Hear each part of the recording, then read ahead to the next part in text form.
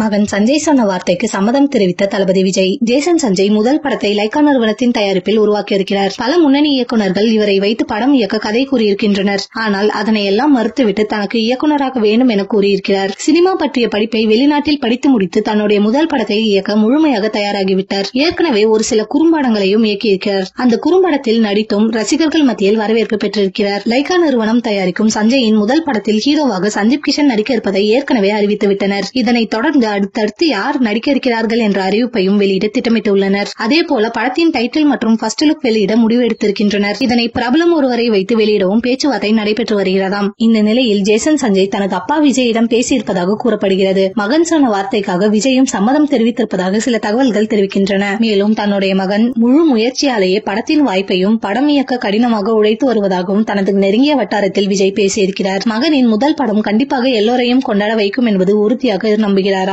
வெளிநாட்டில் படித்திருந்தாலும் தமிழ் ரசிகர்களுக்கு ஏற்றவாறு படம் இயக்க கற்று வருகிறாராம். முதல் படத்தின் டைட்டில் மற்றும் ஃபர்ஸ்ட் லுக் போஸ்டர்கள் அவருடைய திறமையை பற்றி கூறிவிடும். ரசிகர்களை எந்த அளவிற்கு கொண்டாட வைக்கிறது என்பதை பொறுத்திருந்து பார்க்கலாம்.